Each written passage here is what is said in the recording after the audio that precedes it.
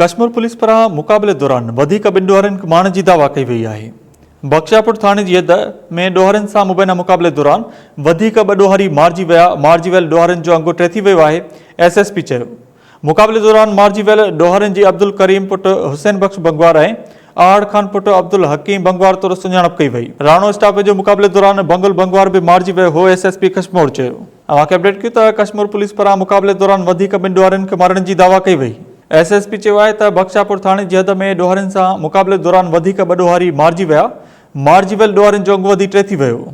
मुक़ाबले दौरान मारिजी वियल ॾोहरनि जी अब्दुल करीम पुटु हुसैन बख्श बंगवार ऐं आहड़ खान पुटु अब्दुल हकीम बंगवार तौरु सुञाणप कई वई। SSP चयो आहे त राणो स्टाफ जो मुक़ाबले दौरान बंगल बंगवार भी मारिजी वियो हो। कश्मीर पुलिस पारां मुक़ाबले दौरान वधीक ॿिनि ॾोहरनि खे मारण जी दावा कई वई आहे। SSP चयो आहे त बख्शियापुर थाणे जी हद में ॾोहरनि सां मुक़ाबले दौरान वधीक ॿ ॾोहारी मारिजी वियल ॾोहरनि जो अंगु वधी टे थी वियो। इन हवाले सां लाइन ते मौजूदु आहे लियाकत खोसो। जी लियाकत खोसो, अपडेट कजो, ॾोहारी मारिजी विया आहिनि?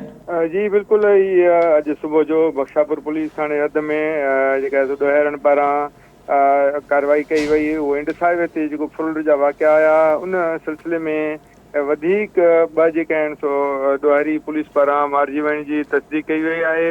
ऐं SSP कश्मीर कंदकोट मोहम्मद मुराद गांगरो उन पारां प्रेस बयान जेको जारी कयो वियो उन ॿुधायो वियो आहे त वधीक जेके ॿ ॾोहारी उहे मारिजी विया आहिनि, जंहिंमें अब्दुल करीम वल्द हुसैन बख्श बंगवार आहे ऐं ॿियो आहड़ वल्द अब्दुल हकीम बंगवार आहे।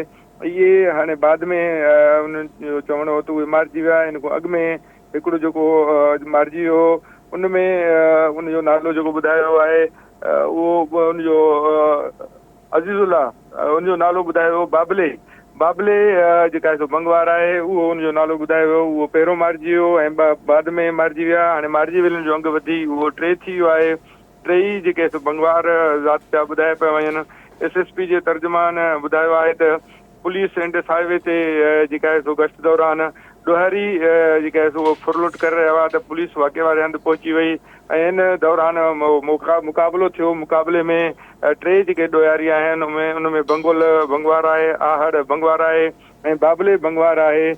SSP कश्मीर कंदकोट मोहम्मद मुराद गांगरू पारां हिन वक़्तु प्रेस बयान उहो जारी कयो आहे ऐं टिनी जा जेके आहिनि सो लाश उनजो जेका सो तफ़सील SSP पारां उहे जेका सो प्रेस रिलीज़ भी जारी कयो आहे। इन सिलसिले में SSP मोहम्मद मुराद गांगरू मूजिबि जेके मारिजी विया आहिनि टे धाड़ियल इन्हनि मथां केतिरा ई जेके केस जेके आहे सो दर्ज हुआ ऐं उनजो वधीक जेका आहे सो रिकॉर्ड आहे ॾोही जेको रिकॉर्ड आहे उनजो जेका आहे सो जांच करे रहिया आहियूं। जी लियाकत खोसो, इहो ॿुधाइजो त मारिजी वियल ॾोहरनि जा लाश किथे आहिनि? हिन वक़्तु जेके आहिनि सो उहो पुलिस ॿुधायो आहे त हिकु जो लाश त पहिरियों ई उन अस्पताल उमाणियो वियो बख्शियापुर अस्पताल ऐं ॿ जेके आहिनि सो मारिजी विया आहिनि उनजा लाश बि खणाए करे अस्पताल उमाणिया पिया वञनि। ऐं हिन वक़्तु जेके आहिनि सो टिनी जेके मारिजी वियल आहिनि उन्हनि जो तस्दीक बि उहो थी वियो आहे ऐं टई हिक ई जेके आहिनि सो इलाइक़े जा आहिनि ऐं पाण में जेके आहिनि सो सौट ऐं चाचा भाटिया आहिनि। जी लियाकत खोसो, पुलिस टिनि ॾोहरनि खे मारण जी दावा कई, उन खां पोइ हिन वक़्तु छा सूरत आहे? छा अञा मुक़ाबलो जारी आहे? इन सिलसिले में जेके आहिनि सो हिन वक़्तु पुलिस तरफ़ां मुक़ाबलो उहो ख़तमु ॼाणायो वियो आहे ऐं इंडसाइवे ते पुलिस उहा गश्त करे पई ऐं सुबुह जो हिकु जेका आहे कार उहो फुर थियो ऐं इन खां अलावा गुज़िरियल ॾींहुं बि फुरलुट जा वाक़िया थिया। बाक़ी बख्शियापुर थाणे हद बुहानी स्टाफ आहे इंडसाइवे जे हिते रोज़ जो जेका आहे सो ॾींहुं ॾिठे जो फुर धाड़नि जा वाक़िया उहे थींदा रहिया आहिनि ऐं अॼु जेका SSP मोहम्मद मुराद गांगरो उन ॿुधायो आहे त असांजो जेन्युइन मुक़ाबलो थियो आहे ऐं जेन्युइन मुक़ाबले में हिकु ॾोहारी पहिरियों मारिजी वियो। उन खां बाद में ॿ जेके आहिनि सो उहे ज़ख़्मी थिया ऐं ॿई जेके आहिनि सो वधीक उहो मारिजी विया आहिनि ऐं मारिजी वियल जो अंगु जेको SSP मोहम्मद मुराद गांगरो मूजिबि त उहो टे आहे, जंहिंमें बंगुल आहे, आहड़ आहे, बाबली बंगवार आहे। उन्हनि टिनि जा लाश जेके आहिनि सो अस्पताल उहो माना हिकु त अॻु में पहुची वियो ऐं ॿिनि जा वधीक जेके आहिनि सो पुलिस तावील वठी करे हुनजो अस्पताल उनखे शिफ्ट करे रहियो आहे पुलिस।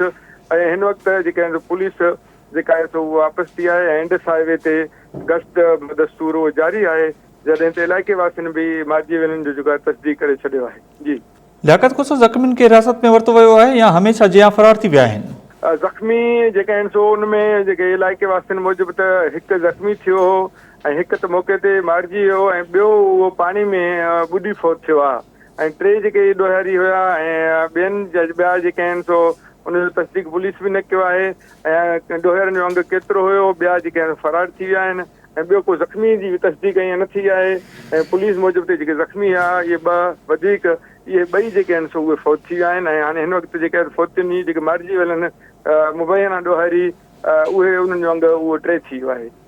जी लियाकत कोसो मुबैना मुक़ाबले में ॾोहारी मारिया विया आहिनि इन बाबति इलाइक़े में छा चइबो आहे इलाइक़े वासियुनि जो छा चवणु आहे? पुलिस जे मुबैना मुक़ाबले में टे जेके इहे मारिजी विया आहिनि टिनि जो तालुक़ु हिक ई घर सां आहे हिक ई ख़ानदान सां आहे पाण में चाचा भाटिया ऐं सौट आहिनि ऐं हीअ जेका आहिनि सो हिकु बंगोल आहे ॿियो आहड़ आहे टियों बाबले बंगवार आहे हे जोरखानी पाड़ो आहे बंगवारनि जो उन्हनि जो आहे इन सिलसिले में जेको ॿुधाए पियो त सुबुह जो हिकु कोबरा गाॾी जेका मोबाइल आई उन में उनखे डेड बॉडी आंदो वियो उहो हुयो बंगवार जो उन खां बाद में जेके ॿ हुया उहो हिकिड़ो जेको ॿुधायो त उहो ज़ख़्मी हुयो ऐं ॿियो पाणी में ॿुॾी उहो फौत थी वियो आहे।